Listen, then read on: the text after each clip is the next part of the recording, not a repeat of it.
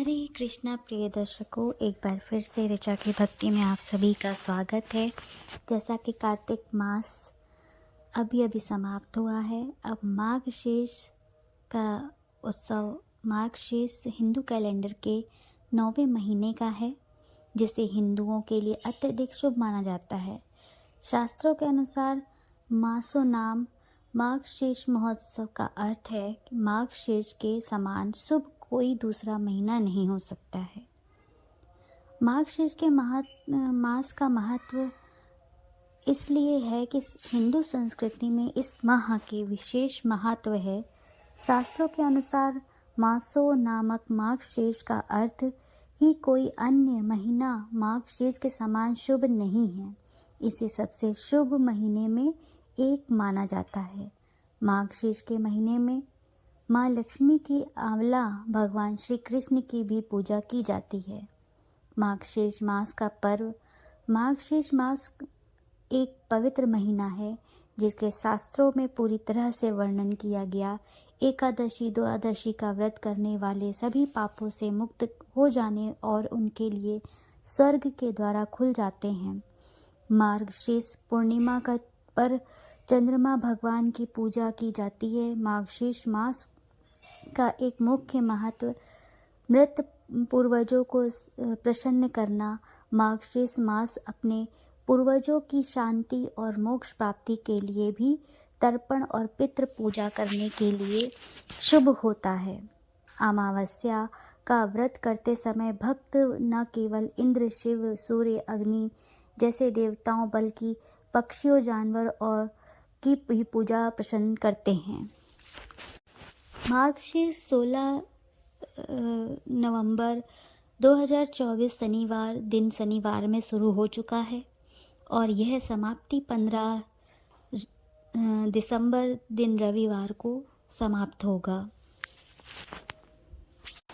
हरे कृष्णा प्रिय दर्शकों, अगहन मास मार्गशीर्ष का विशेष महत्व हिंदू धर्म में इस माह में व्रत और पूजा पाठ विशेष रूप से पुण्यदायी माना जाता है। जैसा कि आगे बताया था, अगहन व्रत कथा और माघशीर्ष व्रत कथा का वर्णन मुख्य रूप से भगवान विष्णु के लिए भक्ति और माघशीर्ष मास के महत्व से संबंधित होता है। अगहन व्रत कथा एक समय की बात है कि जब भगवान श्री कृष्ण ने गोपियों को बताया कि माघशीर्ष मास देवताओं का अत्यंत प्रिय मास है। इस मास में जो भी व्यक्ति उपवास करता है, गंगा स्नान और दान पुण्य करता है, उसे अक्षय पुण्य की प्राप्ति होती है। गोपियों इस माह में व्रत करके श्री कृष्ण को प्रसन्न करने का प्रयास करती हैं। यह व्रत कथा बताती हैं कि भगवान की भक्ति में श्रद्धा और संपूर्ण सबसे महत्वपूर्ण है। आइए जानते हैं इसकी विधि। स्नान और संकल्प सूर्योदय से पहले करके शुद्ध हो जाएं और व्रत का संकल्प लें। भगवान की पूजा या विष्णु श्री कृष्ण की प्रतिमा के सामने दीप जलाएं। कथावाचक अगहन व्रत कथा का श्रवण करें। दान पुण्य, गरीबों और जरूरतमंदों को अन्न, वस्त्र और धन का दान जरूर करें। सात्विक आहार व्रत के दौरान फलाहार व सात्विक भोजन ही करें। माघशीर्ष मास का महत्व, यह मास धन और समृद्धि को बढ़ाने वाला होता है। इस मास में श्रीमद् भागवत गीता का पाठ करना शुभ माना जाता है। विशेष रूप से गोधूली वेला में भगवान की आराधना करना अत्यंत लाभकारी होता है। यदि आप चाहें तो आइए जानते हैं माघशीर्ष व्रत कथा अध्याय 1 के बारे में। एक मोर रहता था, वह कृष्ण का अनन्य भक्त था। एक बार उसने श्री कृष्ण की कृपा पाने के लिए कन्हैया के द्वार पर जाकर जप करने का विचार किया और उसके बाद उनके द्वार पर बैठकर कृष्ण कृष्ण कृष्ण जपता रहा। जप करते हुए उसने 1 वर्ष बीत गए, लेकिन उसे कृष्ण की कृपा प्राप्त नहीं हुई। एक दिन दुखी होकर के वह रोने लगा। तभी वहाँ से मैना उड़ती हुई जा रही थी। उसने मोर को रोता हुआ देखा तो बहुत अचंभित हुई। मैना ने सोचा कि यूँ तो मोर किसी भी कारण से रो सकता है, लेकिन कन्हैया के दर पर कोई रोए, यह तो अचंभित करने वाली बात है। इसके बाद मैना मोर के पास गई और रोने का कारण पूछा। तब मोर ने बताया कि एक बरस से मैंने कन्हैया को प्रसन्न करने के लिए कृष्ण कृष्ण का जाप कर रहा हूँ, लेकिन कन्हैया ने आज तक मुझे पानी तक भी नहीं पिलाया। यह सुनकर मैना बोली कि मैं श्री राधे रानी की बरसाना से आई हूँ, तो मेरे साथ वहीं चल। राधे रानी बहुत ही दयालु हैं, वह तुझ पर भी जरूर कृपा करेंगी। मोर ने मेरी बात मान ली और दोनों ही उड़ते उड़ते बरसाना पहुँच गए। लेकिन मोर ने राधा रानी के दर पर श्री कृष्ण का नाम ही जप किया। यह सुनते ही वह दौड़ी दौड़ी हुई आई और मोर के गले से लग गईं। राधा रानी ने मोर से पूछा कि तू कहाँ से आया है? तब मोर ने कहा कि जय हो राधा रानी की, आज तक सुना था कि तुम करुणामयी हो और आज देख भी लिया। राधा रानी बोली, वह कैसे?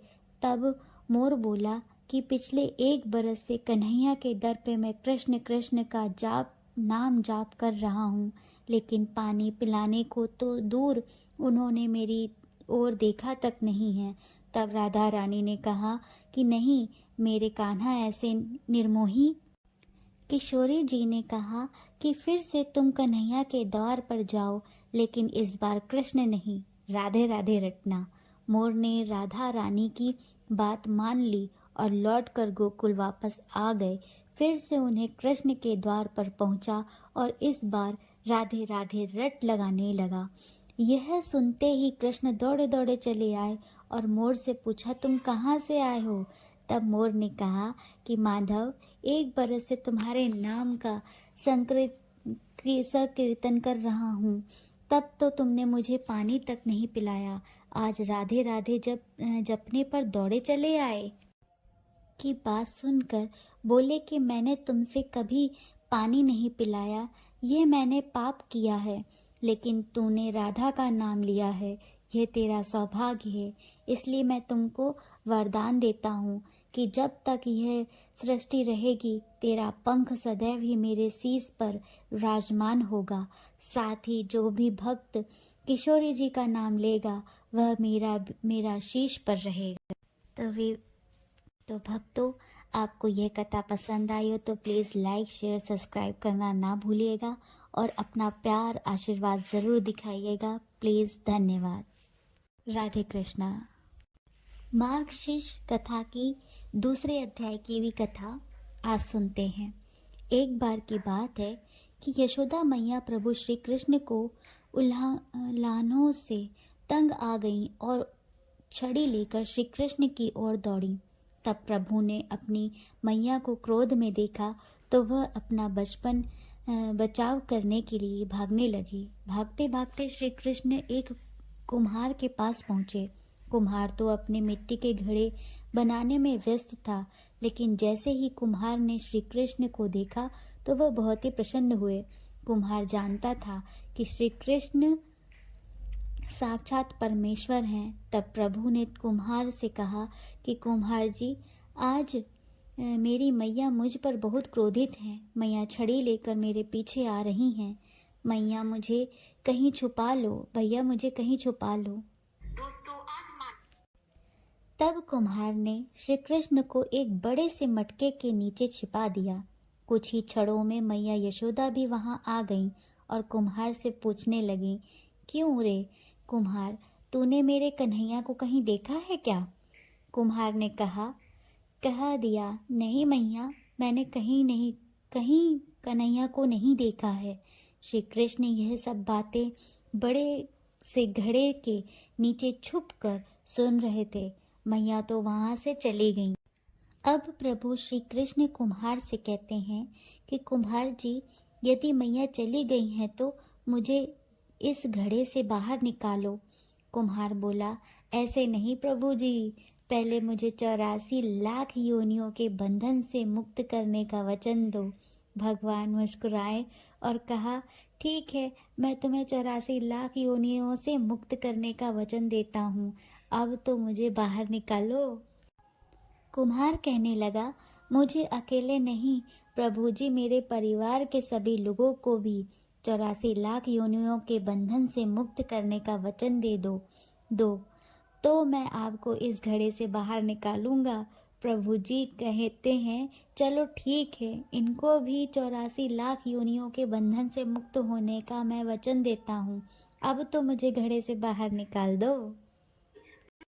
अब कुम्हार कहते हैं कि बस प्रभु जी, एक विनती और है और उसे भी पूरा करने का वचन दे दो तो मैं आपको घड़े से बाहर निकाल दूंगा। भगवान बोले, वो भी बता दो, क्या कहना चाहते हो। कुम्हार कहने लगा, प्रभु जी, जिस घड़े के नीचे आप छुपे हो उसकी मिट्टी मेरे बेलों के ऊपर लाद के लाई गई है।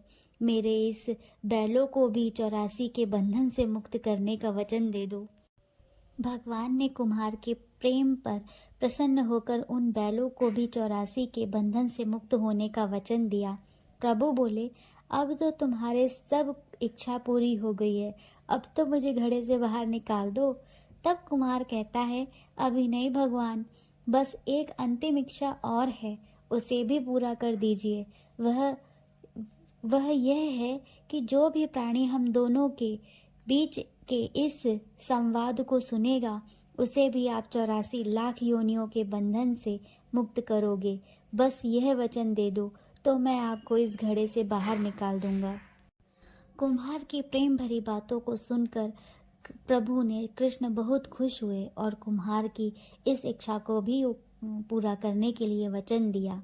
फिर कुम्हार ने बाल श्री कृष्ण को घड़े से बाहर निकाल दिया, उनके चरणों में साष्टांग प्रणाम किया, प्रभु जी के चरण धोए और चरणामृत लिया, अपनी पूरी झोपड़ी में चरणामृत का छिड़काव किया और प्रभु जी के गले लगकर इतना रोए कि प्रभु में ही विलीन हो गए।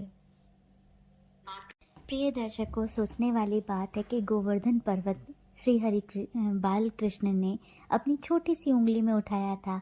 क्या मटके से बाहर आ नहीं सकते थे? लेकिन वो प्रेम और भाव के भूखे थे। कितनी भी भक्ति कर लो, लेकिन अगर प्रेम और भाव नहीं है तो वो व्यर्थ ही है। इसलिए भक्तों, आप हमारे चैनल को लाइक, शेयर, सब्सक्राइब करना ना भूलिएगा। आप सभी का धन्यवाद। आप सभी खुश रहें, मंगलमय रहें, आपका परिवार खुश रहे। श्री राधा रानी की जय।